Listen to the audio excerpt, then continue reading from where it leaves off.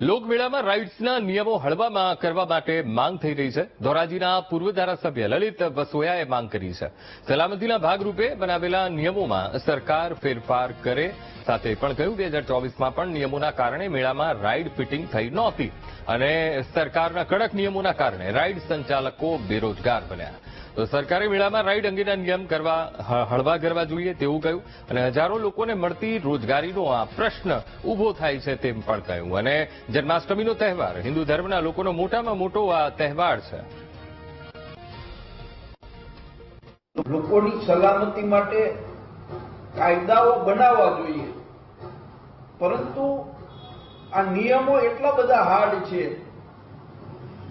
કે આખા ગુજરાત કે આખા દેશની અંદર જો આ નિયમ લાગુ પડે તો એક પણ જગ્યાએ જન્માષ્ટમીનો મેળો કે બાકીના મેળાઓ થઈ ન શકે.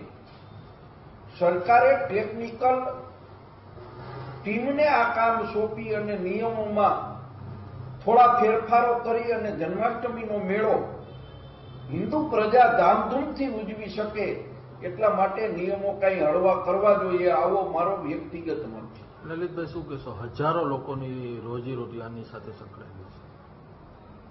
ગયા વર્ષે પણ આ કડક નિયમોને કારણે સૌરાષ્ટ્રમાં અને ગુજરાતમાં અનેક જગ્યાએ લોકમેળાનું આયોજન નહોતું થઈ શક્યું.